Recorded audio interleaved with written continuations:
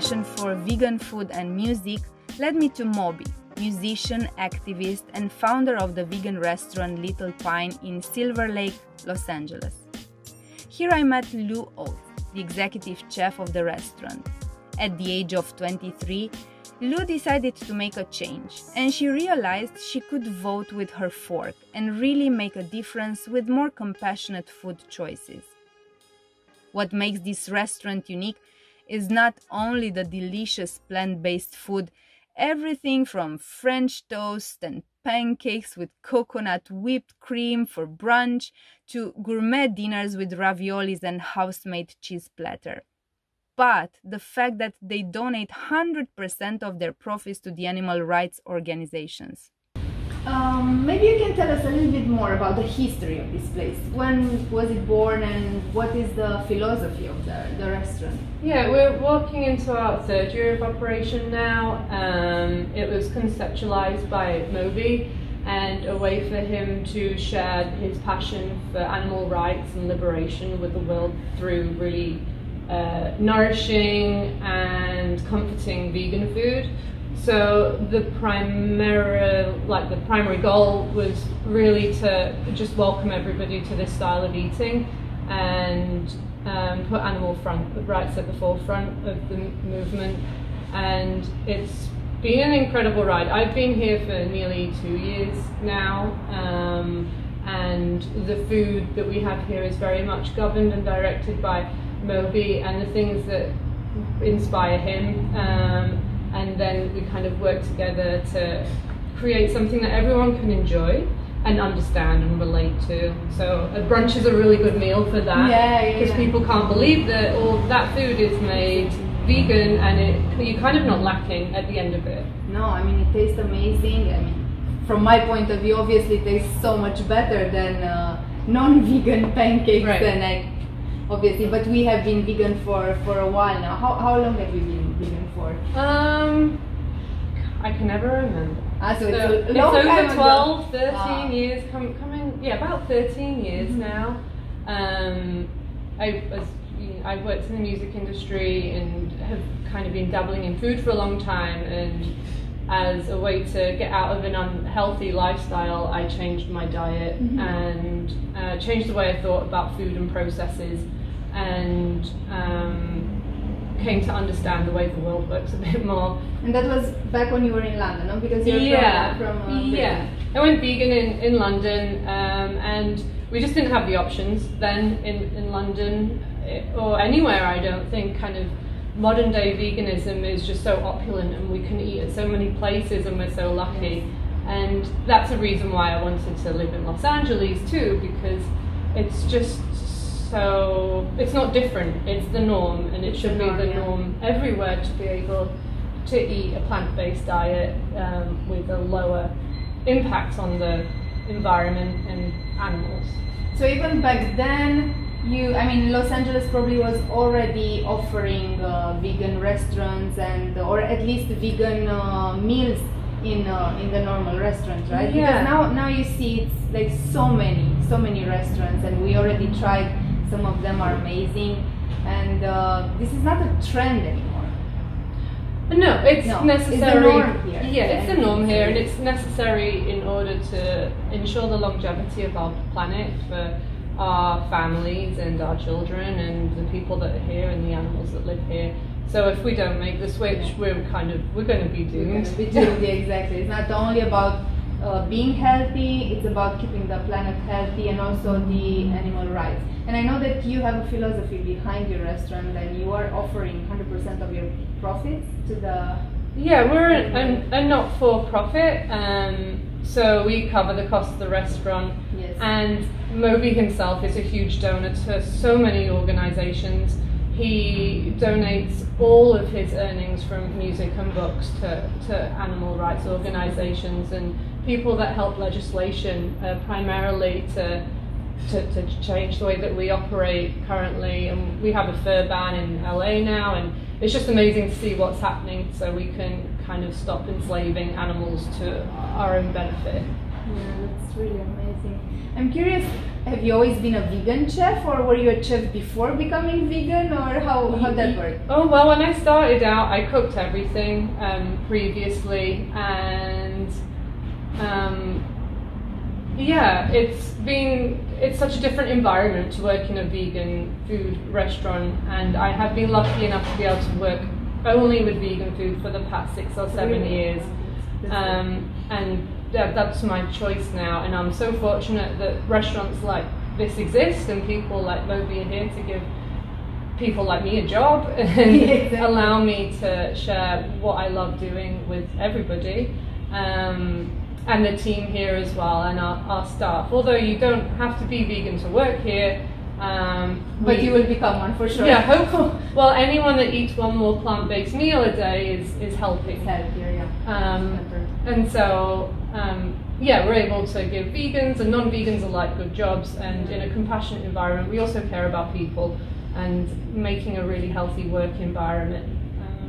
And so we try and have fun and be happy. You can see here the vibe is amazing. Also, when I was here in the restaurant and everything, when I'm following the restaurant on the social media, it looks very nice. You really look like a very nice community. Yeah, it's a great warm community. Yeah. And Leslie, our general manager, I've never worked with anyone like her. I'm so lucky. We're all so lucky to have her here and to kind of lead the restaurant and care so much compassionately about animals and humans alike. Yeah. And to keep working every day to create this great work environment, because if you come to work and you're unhappy or people aren't looking out for you or checking in with you, I think that's also negatively impacts your life and what you're able to do.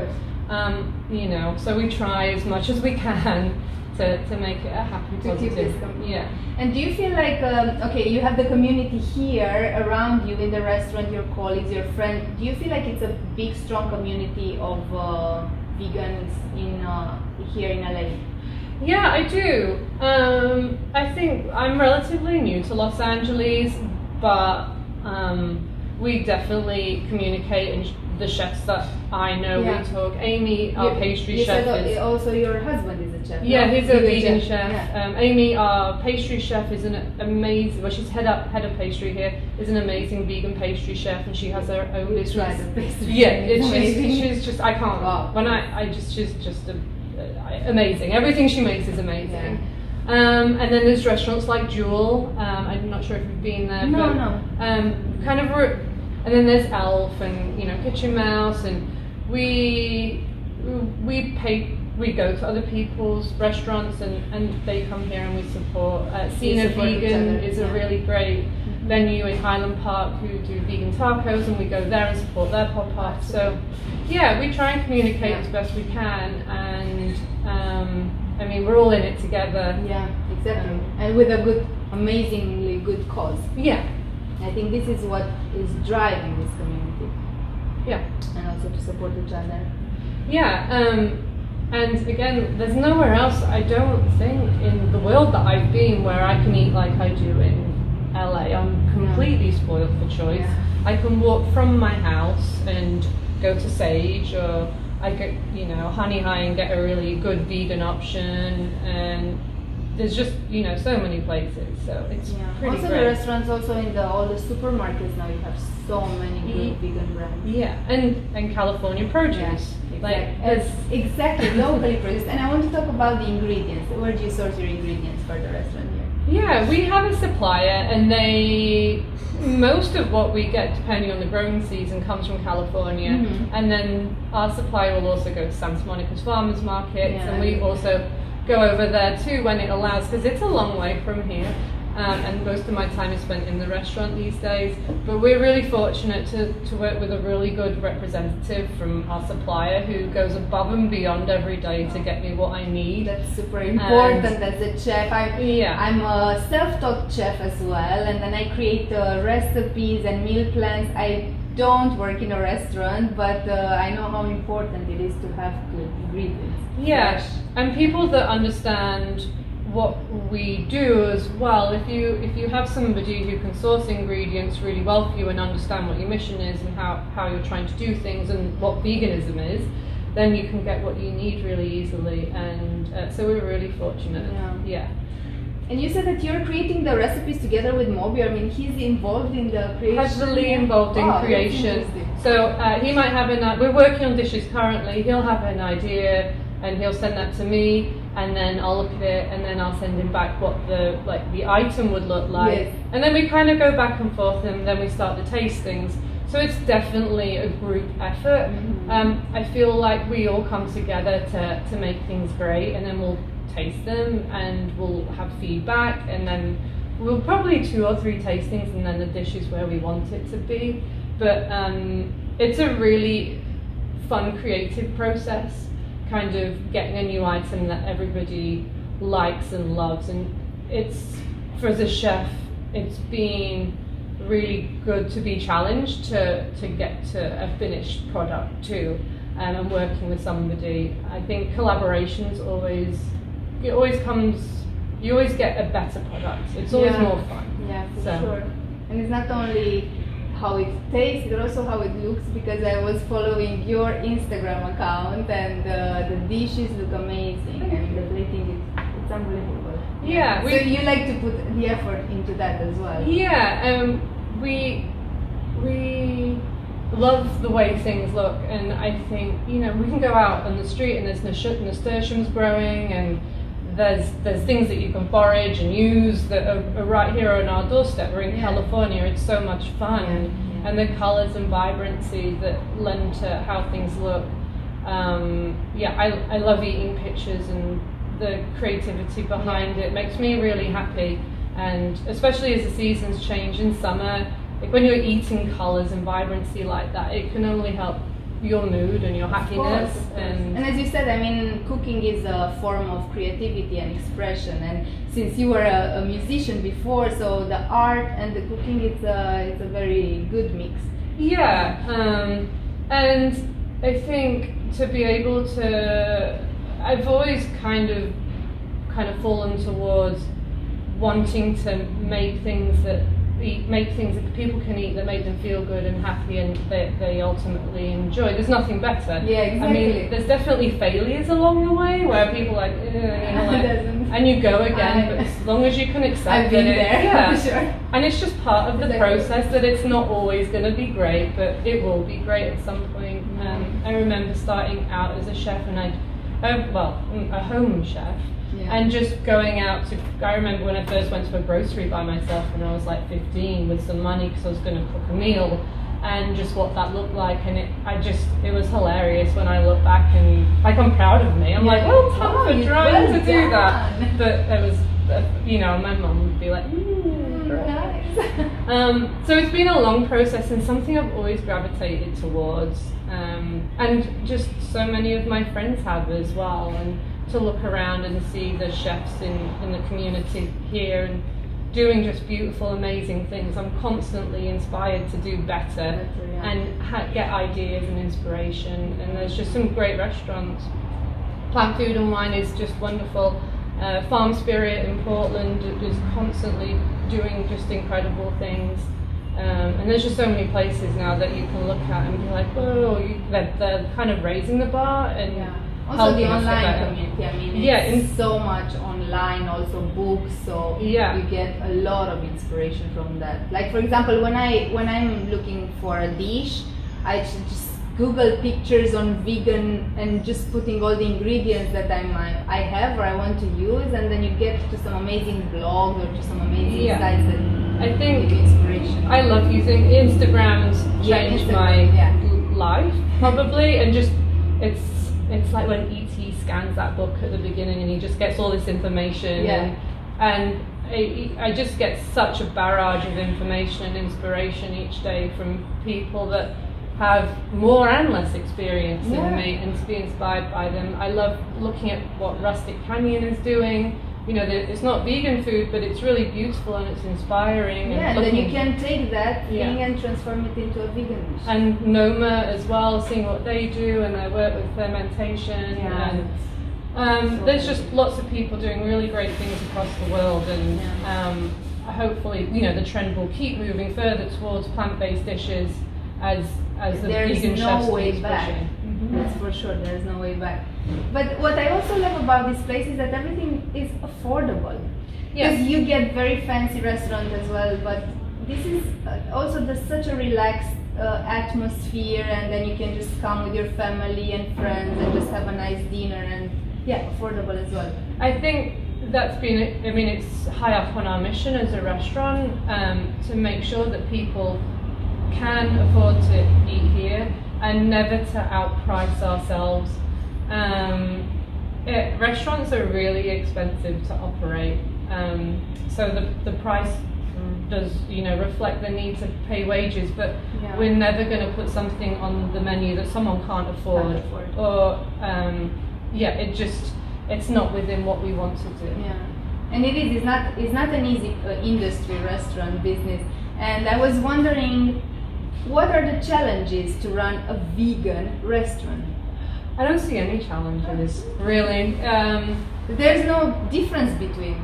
It's easier, it's better, it's cleaner, it's brighter, it's lighter. The cost of ingredients is lower. The carbon footprint is lower. The ease of washing without fats and grease, it's easier. We use less chemicals. We are green as much as we can be. I mean, it's just better. You can't compare it, and no one's being injured in the process. So I just wonder, you have all this amazing food, you don't have the challenges into another type of restaurant, and everything is much better for yourself, for everyone around you, for the family, for the planet. And why aren't all restaurants vegan? I don't understand. Yeah, I mean, the challenge is education, I think, of consumers. And I've really noticed this year, you know, Earth Day just happened, and it was a movement. I was just talking about this a few days ago. The movement of environmental concern and animal welfare is growing, and it's becoming clear that they're both symbiotic. They work together, the environment and animal welfare. So they're two things that work hand in hand currently. You know, I remember maybe 20 years ago in the UK when they were building motorways and people were chaining themselves to ancient oak trees, saying you can't, you know, chop this tree down. They were called like tree huggers, or there was a very negative connotation of being a hippie, or you know, being concerned with the environment wasn't like macho or bravo enough. And now it's completely flipped. And it's so, to see the change in consciousness and the shift is exciting. To see the amount of people who were posting on Earth Day about what they were doing, people that I know in every walk of industry, how they were helping reduce kind of their carbon impact and reducing their animal products that they were eating. It's just really great. Yeah, it is. Why is the restaurant called Little Pine? Is there a story behind it, or? I'm not sure if I'm 100% right, but Moby's record label is called Little Idiot. Okay. And California is really known for its pine trees, and I think that's a lesser known fact about California. And a lot of the pictures that I think on that wall and some in the bathrooms and then behind, they're pictures that Moby's taken of forests here. Okay. So we have a huge amount of forests in California. Yeah. So I believe it's a fusion of the label and the forestry, but I'd have to completely make sure that's right. I'm pretty sure. We can double check that. Thank you very much. It was really nice talking to you, and again, amazing job. Thank you. Yeah. We'd love to have you back for dinner. So. Yeah, we will come for sure. Great. You're welcome. Yeah.